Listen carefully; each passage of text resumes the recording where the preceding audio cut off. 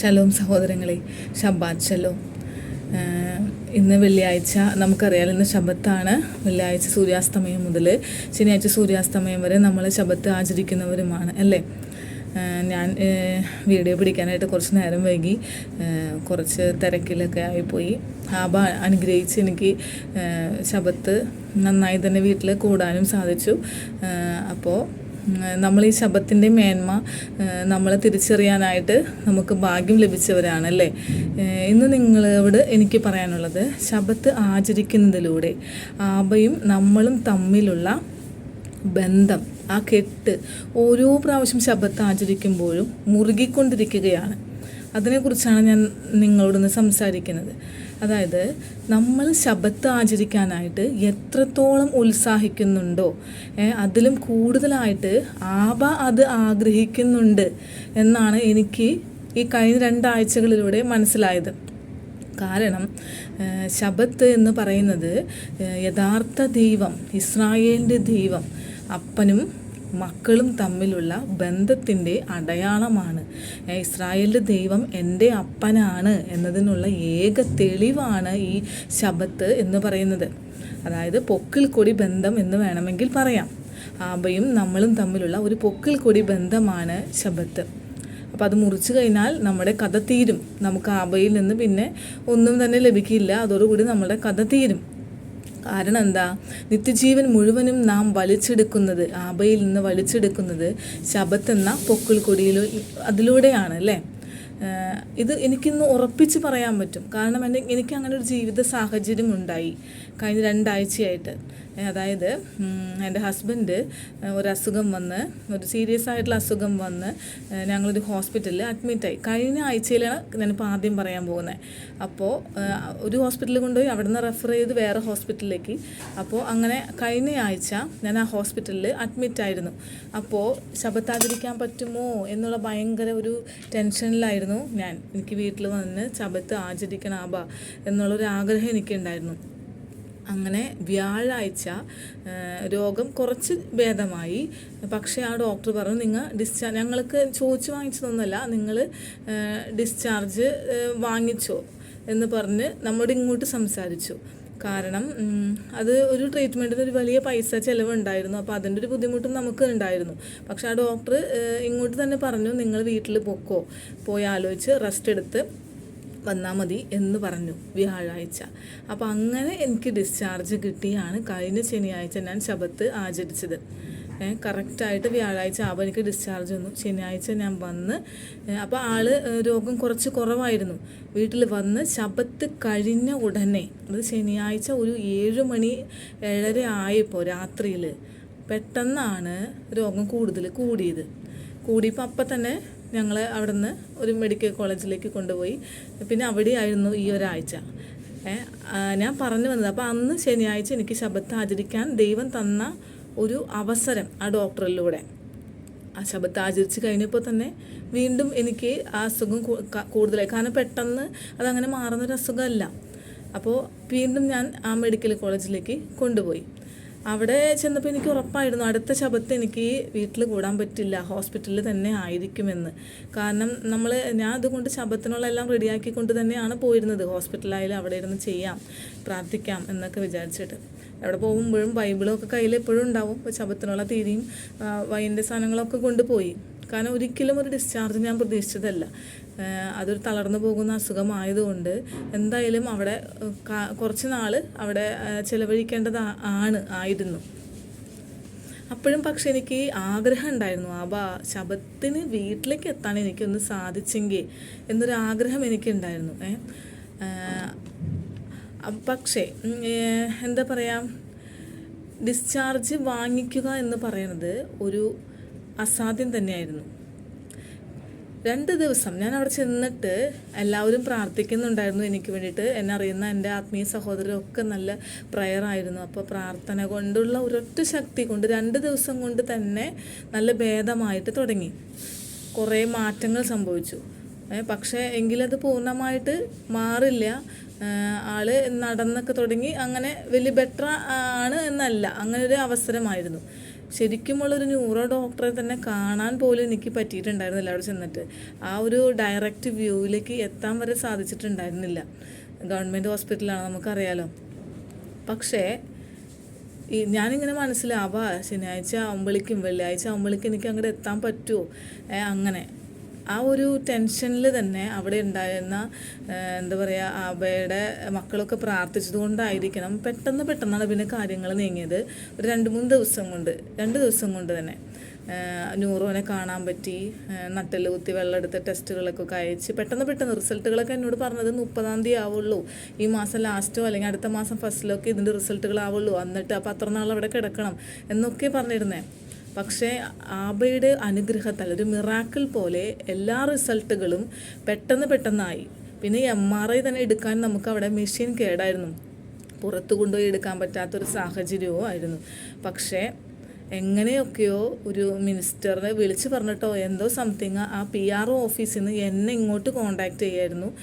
നിങ്ങൾ വായോ, അവരുടെ തന്നെ വേറെ ഒരു ഹോസ്പിറ്റലിൽ കൊണ്ടുപോയി നമുക്ക് MRI എടുക്കാം. അങ്ങനെ കുറേ അത്ഭുതങ്ങൾ എനിക്ക് അവിടെ സാധിച്ചായിരുന്നു. അതായത് എന്താ പറയുക, ഞാൻ ചിലപ്പോൾ ഓടി നടന്ന് ആ ഹോസ്പിറ്റലിൽ വെയിലത്ത് ഓടി നടന്ന കാര്യങ്ങൾ ചെയ്ത് എനിക്കങ്ങനെ 2-3 അനുഭവം ഉണ്ടായി. വെള്ളമൊക്കെ ദാഹിച്ച് അങ്ങനെ നിൽക്കുമ്പോൾ ഞാൻ ഒരു സ്ഥലത്ത് ചെന്നപ്പോൾ ഒരു കുപ്പി വെള്ളം, പൊട്ടിക്കാത്ത തണുത്ത വെള്ളം ഇരിക്കുന്നു. ഞാൻ അവിടെയൊക്കെ നോക്കി ആരും കാണാനുമില്ല. അങ്ങനെ കുറേ സാഹചര്യമൊക്കെ അത്ഭുതങ്ങൾ. അതായത് എൻ്റെ ആബയുടെ മൂക്ക് ദാഹിച്ചാൽ ആബ ഉടനടി വെള്ളം വരെ കൊണ്ട് തരും എന്നർത്ഥം. അങ്ങനെ ഒരുപാട് അനുഗ്രഹങ്ങൾ ആ ഹോസ്പിറ്റലിൽ വെച്ച് എനിക്ക് അനുഭവങ്ങളുണ്ടായി. എൻ്റെ കൂടെ ആബ നടക്കുന്ന മാതിരി എനിക്ക് തോന്നിയായിരുന്നു. പിന്നെ ഒരു കാലം സാമ്പത്തിക ബുദ്ധിമുട്ട് എന്നുള്ളതായിരുന്നു. അപ്പോൾ അതിലേക്ക് 5 ലക്ഷം രൂപയുടെ ഒരു ഇഞ്ചക്ഷൻ എടുക്കാൻ വേണ്ടിയിട്ടാണ് പ്രധാനമായിട്ടും നമ്മൾ അവിടെ പോയത് തന്നെ. പക്ഷെ നമുക്കതിലേക്ക് എത്താനും സാധിക്കുന്നില്ല. അങ്ങനെ കുറേ ഫോർമാലിറ്റീസും കാര്യങ്ങളൊക്കെ ഉണ്ട്. അപ്പം ഞാൻ പറഞ്ഞു വന്നത്, എന്നിട്ട് ഉച്ചയായപ്പോൾ ഞങ്ങൾക്ക് ഈ ബുധനാഴ്ച ഉച്ചയായപ്പോൾ തന്നെ ന്യൂറോനെ കാണാൻ പറ്റി. എല്ലാ റിസൾട്ടുകളും പെട്ടെന്ന് ഓക്കെ ആയി. ന്യൂറോ കണ്ട് വലിയ കുഴപ്പങ്ങളൊന്നുമില്ല, ആ ഇഞ്ചക്ഷൻ്റെ ആവശ്യം തന്നെ ഇല്ല. പേഷ്യൻ്റ് ഭയങ്കര ബെറ്ററായി, നന്നായി നടക്കാൻ തുടങ്ങി, പഴയ പോലെ ആയെന്ന് തന്നെ പറയാം. കൈയുടെ തരിപ്പും കാലിൻ്റെ ചെറിയ തരിപ്പും ഒഴിച്ച് ബാക്കി എല്ലാം വർത്താനം ഒക്കെ നോർമലായി. ഒരു വലിയ മിറാക്കിൾ. കാരണം എന്താ പറയുക, ഗില്ലൻ ബാരൻ സിൻഡ്രോം എന്ന് പറയുന്ന ഒരു അസുഖമാണ്. നിങ്ങൾക്ക് അതൊക്കെ ഗൂഗിളിലൊക്കെ നോക്കിയാൽ നിങ്ങൾക്ക് സെർച്ച് ചെയ്താൽ മനസ്സിലാകും. അതൊരു തളർന്നു പോകുന്ന, പെട്ടെന്ന് അങ്ങനെ ഒരു ക്യൂറബിൾ ആയിട്ടുള്ള ഒരു അസുഖം പോലുമല്ല. പക്ഷെ ഇത്രയും 2 ആഴ്ച കൊണ്ട് ഇത്രയും ബെറ്ററായിട്ട് പൂർണ്ണ രൂപത്തിലേക്ക് ആകുക എന്ന് വെച്ചാൽ അത് ആബയ്ക്ക് മാത്രം സാധിക്കുന്ന ഒരു കാര്യമാണ്. ഡോക്ടേഴ്സിന് വരെ ഭയങ്കര അത്ഭുതമായിരുന്നു. അങ്ങനെ പേഷ്യൻ്റ് വളരെ ബെറ്ററായി. ഞങ്ങൾ ബുധനാഴ്ച രാത്രി തന്നെ നമ്മൾ ഡിസ്ചാർജ് നമുക്ക് കിട്ടി. ഇന്ന് ശബത്ത് സ്വസ്ഥമായിട്ട് വീട്ടിൽ ആചരിക്കാനായിട്ട് എനിക്ക് സാധിച്ചു, ആബയുടെ അനുഗ്രഹത്താലായിട്ട്. അപ്പോൾ ഞാൻ പറഞ്ഞു വന്നത്, ശബത്ത് ആചരിക്കാനുള്ള നമ്മുടെ ആഗ്രഹം, ആ ആഗ്രഹം ഉണ്ടെങ്കിൽ ആബ എത്രയോ വലിയ അത്ഭുതം ചെയ്തിട്ടാണ് ഇന്ന് എനിക്ക് ഈ അവസ്ഥയിൽ എന്നെ കൊണ്ടെത്തിച്ചത്, ഈ സ്വസ്ഥതയിൽ. അറിയൂ നിങ്ങൾക്ക്. അപ്പോൾ ആബ നമ്മുടെ കൂടെ ഉണ്ടെങ്കിൽ നമ്മൾ അത് ആചരിക്കാൻ ഉത്സാഹിക്കുമ്പോൾ ആബ നമുക്ക് അത് നടത്തിത്തരും. ദൈവവും കൂടെ ആ ദിവസം നമ്മളോട് കൂടെ ആയിരിക്കാനായിട്ട് ആഗ്രഹിക്കുന്നതിന് തെളിവാണ് ഞാനിപ്പോൾ നിങ്ങളോട് ഇന്ന് പറഞ്ഞത്. എൻ്റെ ഹസ്ബൻഡ് ഉണ്ടായിരുന്ന ഒരു സംഭവം ഞാൻ പറഞ്ഞു എന്നേ ഉള്ളൂ. ജസ്റ്റ് അത് ശബത്തിൻ്റെ കൂടാൻ പറ്റിയ ഒരു അനുഗ്രഹമായിട്ട് ഞാൻ പറഞ്ഞെന്ന് മാത്രം. അപ്പോൾ ആബയിൽ നിന്ന് ഈ നിത്യജീവൻ വലിച്ചെടുക്കാനുള്ള ഒരു പൊക്കിൾക്കൊടി ആണ് ഈ ശബത്ത് എന്നത് നമ്മളും ആബയും തമ്മിലുള്ള ആ ബന്ധത്തിൻ്റെ അടയാളമാണ്. നമുക്കറിയാം അല്ലേ, ഇതൊക്കെ നമുക്കറിയാം. ഞാൻ ശബത്തിനെ പറ്റി ജസ്റ്റ് പറഞ്ഞെന്ന് മാത്രം. അപ്പോൾ ഒരിക്കൽ കൂടി എല്ലാവർക്കും ശബത്ത് ശലോം മൈ ഫാമിലി. ഇന്ന് ഞാൻ നിങ്ങളോട് സംസാരിക്കുന്നത് ശബത്ത് മേശയെക്കുറിച്ചാണ്. ബൈബിളിലെ ഒരു ഉപമ എടുത്തിട്ടാണ് ഞാൻ സംസാരിക്കുന്നത്. അതായത് ഉപമ വഴി മത്തായി 22-ാം അധ്യായം വായിച്ചു കഴിഞ്ഞിട്ടുണ്ടെങ്കിൽ അവിടെ യേശുവ പറയുന്നുണ്ട്, സ്വർഗരാജ്യം തൻ്റെ പുത്രന് വേണ്ടി കല്യാണ സദ്യ കഴിച്ച ഒരു രാജാവിനോട് സദൃശ്യം എന്ന്. കല്യാണത്തിന് കുറേ പേര് ക്ഷണിച്ചിട്ടുണ്ടായിരുന്നു അല്ലേ രാജാവ്, പക്ഷേ അവരൊന്നും വന്നില്ല. അപ്പോൾ അവരെ വിളിക്കാൻ വേണ്ടി പറഞ്ഞയച്ചപ്പോൾ അവർക്കൊന്നും മനസ്സുണ്ടായിരുന്നില്ല വരാനായിട്ട്. കുറേ പേര് വ്യാപാരത്തിന് പോയി, കൃഷിസ്ഥലത്ത് പോയി, ജോലിക്ക് പോയി, അങ്ങനെ അവരൊന്നും വന്നില്ല അല്ലേ. അപ്പോൾ ചിലരൊക്കെ ആ വിളിക്കാൻ പോയ ദാസന്മാരെ പിടിച്ച് അപമാനിച്ചു, കൊന്നു കളഞ്ഞു. അപ്പോൾ ഇത്രയും ഭാഗം എടുക്കുകയാണെങ്കിൽ ശരിക്കും ഇത് യഹൂദരായ മക്കളെയാണ് ഉദ്ദേശിക്കുന്നത്. യഹൂദരായ മക്കൾക്ക് വേണ്ടിയിട്ടുള്ളതാണ് ശബത്ത് മേശ കർത്താവ് ഒരുക്കിയിരിക്കുന്നത്. ആ യഹൂദരായ മക്കളെ, സ്വന്തം മക്കളെ കുരുടാക്കിയിട്ടാണ് ജാതികളായ നിനക്ക് ആ മേശയിൽ ഇരിക്കാനുള്ള അവകാശം കർത്താവ് തന്നത്. അപ്പം ഞാൻ പറയാണ്, ഇത് ക്രിസ്ത്യാനികളുമായി ബന്ധപ്പെട്ട് പറയാണ് എങ്കിൽ, ഒരു ക്രിസ്ത്യാനിയായി ജനിച്ചു എന്നതിലോ അല്ലെങ്കിൽ ഒരു ക്രിസ്ത്യാനിയായി ജീവിച്ചു എന്ന് വിചാരിച്ചിട്ടോ യേശുവ അങ്ങനെ വിളിച്ചു, ക്രിസ്ത്യാനിയായി നമ്മളെ വിളിച്ചല്ലോ എന്ന് വിചാരിച്ചിട്ടോ പൂർണ്ണമാകുന്നില്ല. നമ്മൾ ആ ദൈവത്തെ പറ്റി അന്വേഷിക്കണം. എങ്ങനെ അന്വേഷിക്കണം? ബൈബിളിൽ അന്വേഷിക്കണം, ദൈവാത്മാവുമായിട്ട് ബന്ധപ്പെടണം. അല്ലെങ്കിൽ ഈ ഉപമയിൽ പറഞ്ഞതുപോലെ തന്നെ നമ്മൾ തിരസ്കരിക്കപ്പെട്ടു പോകും. ഇന്ന് ഈ ശബത്ത് മേശയിലേക്ക് ദൈവം ക്ഷണിച്ചിട്ടും പിന്നെ വരാം, അല്ലെങ്കിൽ ഞങ്ങൾക്കിപ്പോൾ ജോലിയുണ്ട് പിന്നെ ആകാം എന്നൊക്കെ, അല്ലെങ്കിൽ ഇപ്പോൾ ഞങ്ങളെ പറയുന്നതൊക്കെ മന്ത്രവാദം പോലെ എന്തോ ആണ്, ഞങ്ങൾ ഇത് പഠിച്ചത് ഇതല്ല, ഞങ്ങൾ പഠിപ്പിച്ചത് ഇതല്ല എന്നൊക്കെ വിചാരിച്ച് പേടിച്ചിരിക്കുന്ന ക്രിസ്ത്യാനിയോട് ആണ് ഈ ഉപമയുമായിട്ട് ഞാൻ ബന്ധിപ്പിച്ച് സംസാരിക്കുന്നത്. അപ്പോൾ അങ്ങനെയുള്ളവർ തിരസ്കരിക്കപ്പെടും എന്നതാണ് ഈ ഉപമയിൽ പറയുന്നത്. ഇനി ഇതിൽ ദാസന്മാരെ അപമാനിക്കുന്ന കാര്യം പറയണ്ടല്ലോ. അപ്പോൾ ശബാത്തിനെ പറ്റി സംസാരിക്കുന്ന നമുക്കും കിട്ടുന്നത് ഈ അപമാനം തന്നെയാണ് അല്ലേ. ഇതൊക്കെ ചെയ്യുമ്പോൾ പല ക്രിസ്ത്യാനികളും ഞങ്ങളെ അപമാനിക്കുന്നുമുണ്ട്. എന്താ പറയുക, ഇത് അനുസരിക്കാതെ എപ്പോഴും കുറ്റം പറയുകയൊക്കെ ചെയ്യുകയാണല്ലേ. അപ്പോൾ നമ്മൾ ക്രിസ്ത്യാനിയായി ജനിച്ചു എന്ന് കരുതിയിട്ട് അത് ഒരിക്കലും ഒരു തിരഞ്ഞെടുക്കപ്പെട്ടതല്ല എന്നാണ് ഞാൻ പറയുന്നത്. കല്യാണത്തിന് ക്ഷണിച്ചിട്ടും നമ്മൾ ചെന്നില്ല എങ്കിൽ, ദാസർ വന്ന് വിളിച്ചിട്ടും നമ്മൾ പോയില്ല എങ്കിൽ എന്ത് കാര്യമുണ്ട്? അപ്പോൾ ഈ ഉപമയിലെ ആളുകളെ പോലെയാണ്, പിന്നെ നോക്കാം, എൻ്റെ ജോലിയൊക്കെ കഴിയട്ടെ അല്ലെങ്കിൽ എൻ്റെ സൗകര്യമൊക്കെ കഴിഞ്ഞിട്ട് പിന്നെ നോക്കാം എന്ന് വിചാരിക്കുന്നവരുടെ കഥയെ ഞാൻ ഈ പറയുന്നത്. അപ്പോൾ രാജാവ് എന്താ ചെയ്തത്? രാജാവ് ആ കൊലപാതകരെ മുടിച്ച് അവരുടെ പട്ടണം ചുട്ടുകളഞ്ഞു. എന്നിട്ട് ദാസന്മാരോട് പറഞ്ഞു, കല്യാണം റെഡിയായിരുന്നു, പക്ഷേ ക്ഷണിക്കപ്പെട്ടവരാരും വന്നില്ല, യോഗ്യരല്ല. അവിടെ കേട്ടോ, യോഗ്യരല്ല, ക്ഷണിക്കപ്പെട്ടവരാരും യോഗ്യരല്ല. അപ്പോൾ യോഗ്യരായിട്ട് രാജാവ് ആരെ കണ്ടു? ദാസന്മാരെ വിട്ട് വഴിതലക്കൽ ചെന്ന് കാണുന്നവരൊക്കെയും കല്യാണത്തിന് വിളിച്ചു. അതിൽ ദുഷ്ടന്മാരുണ്ട്, പാപികളുണ്ട്, അങ്ങനെ യോഗ്യതയില്ലാതെ കുറേ പേരുണ്ട്. അങ്ങനെ ക്ഷണിക്കപ്പെട്ടവരാണ് ആര്? ഈ ക്രിസ്ത്യാനികൾ, ക്രിസ്ത്യാനികളായ നമ്മൾ. മനസ്സിലായി? യോഗ്യതയില്ലാഞ്ഞിട്ടും ക്ഷണിക്കപ്പെട്ടവരാണ് നമ്മൾ. സ്വന്തം മക്കള്, അതായത് കർത്താവ് ശബത്ത് മേശയിൽ ഇരുത്താനായിട്ട് അല്ലെങ്കിൽ കല്യാണത്തിന് ക്ഷണിച്ച യോഗ്യതയുള്ളവർ സ്വന്തം മക്കൾ യഹൂദന്മാരാണ്. അവരെ ഒരു തരത്തിൽ പറഞ്ഞാൽ കർത്താവ് അവരെ കുരുടാക്കി. അതുകൊണ്ടാണ് അവർക്ക് തിരിച്ചറിയാൻ പറ്റാതിരുന്നത് കർത്താവിനെ നമുക്ക് വേണ്ടിയിട്ട്. അപ്പോൾ അവർ വന്നില്ല, അതുകൊണ്ട് നമ്മെ ക്ഷണിച്ചു. നമ്മൾക്ക് അതിനുള്ള യോഗ്യത ഉണ്ടായിട്ടല്ല. അതാണ് കറക്റ്റ് അവിടെ പറയുന്നത്. ദുഷ്ടന്മാരും പാപികളും ഒക്കെയാണ് വന്നതെന്ന് പറഞ്ഞാൽ അത് നമ്മളെയാണ്, അതായത് ക്രിസ്ത്യാനികളെ ക്ഷണിച്ചു. കല്യാണപത്രം തനിക്ക് വേണ്ടപ്പെട്ടവർക്ക് കൊടുക്കാൻ വേണ്ടി വെച്ചതായിരുന്നു, അതായത് യഹൂദ മക്കൾക്ക്. പക്ഷേ വേണ്ടപ്പെട്ടവർ വന്നില്ല. അപ്പോൾ അതുകൊണ്ട് ആ കല്യാണശാല എങ്ങനെയുള്ള വിരുന്നുകാരെ കൊണ്ട് നിറച്ചു? ഇങ്ങനെ യോഗ്യതയില്ലാഞ്ഞിട്ടും അവരെ മൊത്തം എടുത്ത് കല്യാണശാല നിറച്ചു. അതിനുശേഷം രാജാവ് വിരുന്നുകാരെ നോക്കാൻ വരാണ്. രാജാവ് അകത്ത് വന്നപ്പോൾ കല്യാണ വസ്ത്രം ധരിക്കാത്ത ഒരു മനുഷ്യനെ കണ്ടു. മനസ്സിലായോ? അപ്പോൾ ഞാൻ ചിന്തിച്ചിട്ടുണ്ട്, കല്യാണ വസ്ത്രം ധരിക്കാനായി യാചകൻ്റെ കയ്യിൽ പൈസ ഉണ്ടാവില്ല, അതുകൊണ്ടായിരിക്കുന്നു. പക്ഷെ അതല്ല. ഉപമ വഴി പറയുകയാണെങ്കിൽ കല്യാണ വസ്ത്രം അവിടെ വാതിലിൻ്റെ അടുത്ത് എല്ലാവർക്കും കയറുന്നവർക്ക് കൊടുത്തിരുന്നു. ഒരു രാജാവിൻ്റെ മകൻ്റെ കല്യാണം എന്ന് പറയുമ്പോൾ എത്രത്തോളം വലിയ ഒരു ഫങ്ഷൻ ആയിരിക്കും. അപ്പോൾ കുളിച്ച് റെഡിയായി ആ നല്ല ഡ്രസ്സ് ഇട്ട് വരേണ്ടതായിരുന്നു അല്ലേ. പക്ഷെ അതിന് പോലും മടിയായിട്ടാണ് ആ മനുഷ്യൻ വസ്ത്രം ധരിക്കാണ്ട് വന്നത്. അതുപോലെയാണ് ക്രിസ്ത്യാനികൾ ദൈവം ക്ഷണിച്ചിട്ടും അവിടെ ശബത്ത് ആചരിക്കാത്തവനെ കണ്ടു. നിങ്ങൾക്ക് റിലേഷൻ മനസ്സിലാവുണ്ടല്ലോ അല്ലേ? അതായത് രാജാവ് കല്യാണത്തിന് ക്ഷണിച്ചിരുന്നത് യഹൂദ മക്കളെയാണ്. ഇനി അത് നിങ്ങളെടുത്ത് വായിച്ചു നോക്കിയാൽ അറിയാൻ പറ്റും. യഹൂദ മക്കള് വരാത്തത് കൊണ്ട് എന്ത് ചെയ്തു? ക്രിസ്ത്യാനിയെ ദൈവം ക്ഷണിച്ചിട്ടും അവിടെ വിവാഹ വസ്ത്രം ധരിക്കാതെ ഇരിക്കുന്നത് കണ്ടോ? അത് ശബത്ത് ആചരിക്കാത്ത മറ്റ് ക്രിസ്ത്യാനികൾ. അങ്ങനെയാണ് അവിടെ റിലേഷൻ വരുന്നത്.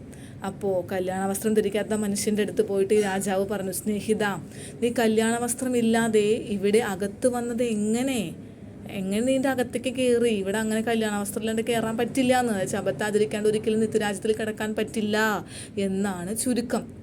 അവൻ്റെ വാക്ക് മുട്ടിപ്പോയി. അപ്പോൾ അതുകൊണ്ടാണ് ഫ്രീ ആയിട്ട് കിട്ടിയ കല്യാണ വസ്ത്രമായിരുന്നു അവനെ സംബന്ധിച്ചല്ലേ. എല്ലാവർക്കും വാതിലിൻ്റെ അവിടെ കൊടുത്തുകൊണ്ടിരുന്ന കല്യാണ വസ്ത്രം. അപ്പം അതിൻ്റെ ഒന്നും ആവശ്യമില്ല. ഫുഡൊക്കെ ബാക്കി വന്നത് കൊണ്ടല്ലേ ഞങ്ങളെ വിളിച്ചേ, അല്ലെങ്കിൽ വിളിക്കില്ലായിരുന്നല്ലോ, എനിക്ക് നേരമില്ല അതൊക്കെ എന്നൊക്കെ ആയിരുന്നുണ്ടാവും അയാളുടെ ചിന്ത. അതുപോലെ തന്നെയാണ് ഇന്ന് ക്രിസ്ത്യാനികൾ. അവർ സ്വീകരിച്ചില്ല, യഹൂദന്മാർ സ്വീകരിച്ചില്ലല്ലോ, അതുകൊണ്ടല്ലേ ഞങ്ങളെ എന്നുള്ള രീതിയിൽ. മനസ്സിലായോ? അപ്പോൾ ആ രാജാവിൻ്റെ വില നോക്കണ്ടേ നമ്മൾ? ആരാണ് നമ്മെ ക്ഷണിച്ചതെന്ന് നോക്കണ്ടേ? ഒരു വലിയ കല്യാണത്തിന് വിളിച്ചാൽ കീറ ഡ്രസ്സിട്ട് ആരെങ്കിലും പോകുമോ? ചിന്തിക്ക്. അതും ഡ്രസ്സും കൂടെ നമുക്ക് ഫ്രീ ആയിട്ട് തന്നിട്ട്. അപ്പോൾ രാജാവ് ചോദിച്ചപ്പോൾ അവൻ്റെ ഉത്തരം മുട്ടിപ്പോയി എന്ന് അവിടെ എഴുതിയേക്കുന്നത്. അപ്പോൾ രാജാവ് എന്ത് ചെയ്തു? തൻ്റെ ശുശ്രൂഷകരോട് എന്തു പറഞ്ഞു? ഇവനെ കൈയും കാലും കെട്ടിയിട്ട് ഏറ്റവും പുറത്തുള്ള ഇരുട്ടിൽ തള്ളിക്കളയാൻ പറഞ്ഞു. അത്ര കഠിനമായ ശിക്ഷയാണ് അവൻ അവിടെ കൊടുത്തത്. ഏറ്റവും പുറത്തുള്ള ഇരുട്ടിൽ എന്ന് പറഞ്ഞാൽ കൂരാക്കുരിരുട്ടിലേക്ക്. അവിടെ കരച്ചിലും പല്ലുകടിയും ഉണ്ടാകുമെന്നാണ് പറഞ്ഞേ. എന്നിട്ട് കർത്താവ് ഒരു വാക്കും കൂടെ പറഞ്ഞു, അതായത് വിളിക്കപ്പെട്ടവർ അനേകം, തിരഞ്ഞെടുക്കപ്പെട്ടവരോ ചുരുക്കമെന്ന്. അതാണ് ഇന്ന് നടക്കുന്നത്. അതാ ഞാൻ നേരത്തെ പറഞ്ഞേ, ഇത് ക്രിസ്ത്യാനിയായി ജനിച്ചതിനാലോ ക്രിസ്ത്യാനിയായി ജീവിച്ചു എന്നതിന് വിചാരിച്ചുകൊണ്ടോ സ്വർഗത്തിൽ പോകാമെന്ന് ആരും കരുതണ്ട. ആർക്കും അതിന് സാധിക്കില്ല. മനസ്സിലായോ? അവിടെ കല്യാണ വസ്ത്രമില്ലാതെ വന്നിരുന്നവനെ പോലെ ഇരിക്കും.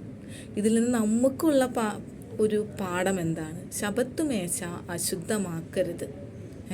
അതായത് അതിൻ്റെ ഇമ്പോർട്ടൻസ് അറിയാതെ അതിൽ കയറി ഇരിക്കുകയും അരുത്. അത് മക്കളുടെ മേശയാണ്.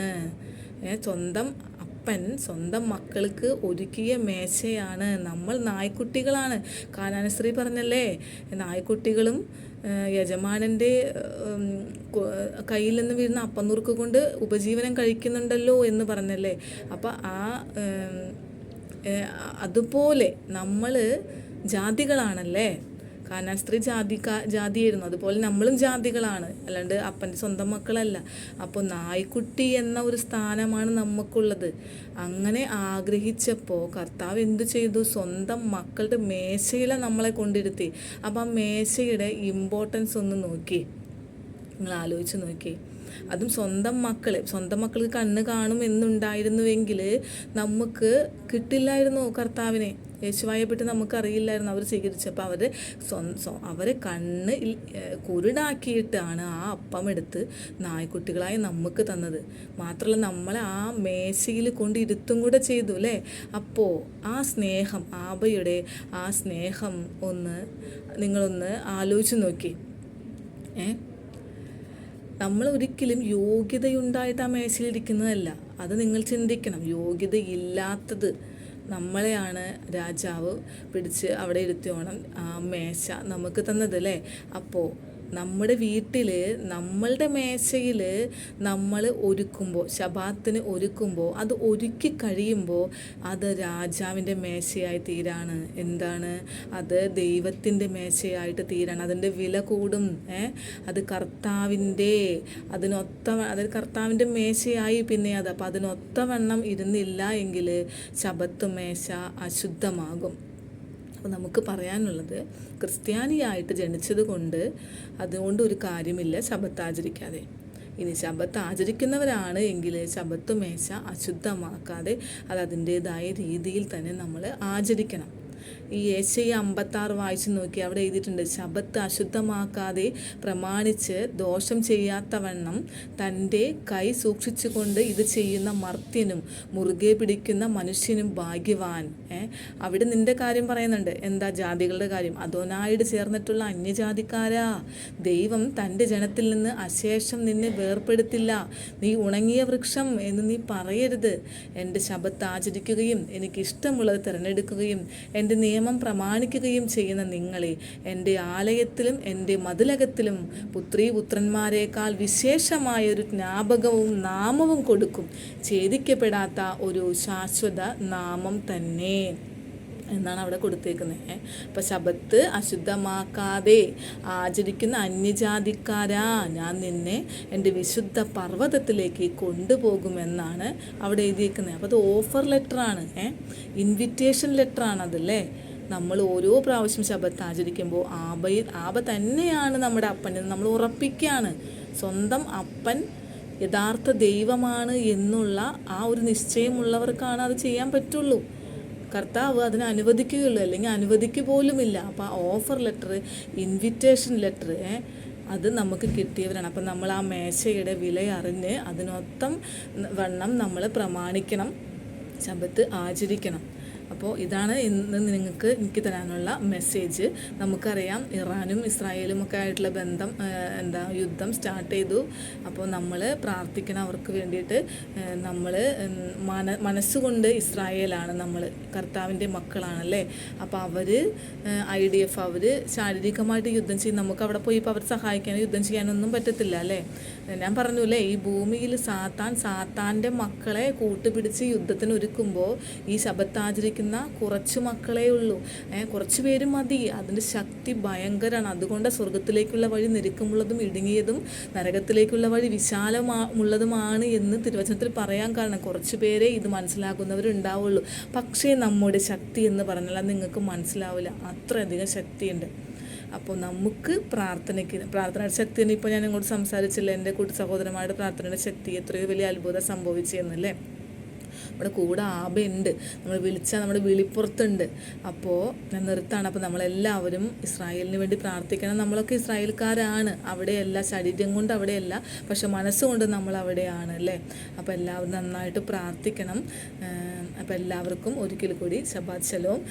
ഞാൻ നിർത്താണ്. ഇന്ന് ഞാൻ നിങ്ങളെ പഠിപ്പിക്കുന്നത് ഈ ശബത്ത് മേശയെ എന്താണ് ഹീബ്രുവിൽ പറയുക എന്നാണ്. ശുൽഖാൻ ശബാത്ത് എന്നാണ് പറയുക.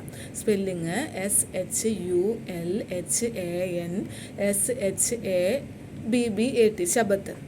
മനസ്സിലായി? ശുൽഖാൻ എന്ന് പറഞ്ഞാൽ ശബത്ത് മേശ എന്നാണ് അതിൻ്റെ അർത്ഥം. അപ്പോൾ എല്ലാവർക്കും വീണ്ടും ഇവിടൊരു പാത്രം വീണ്ടും ഒരിക്കൽ കൂടി ശബത്ത് ശലോം. തോദ റബ്ബ തോദ.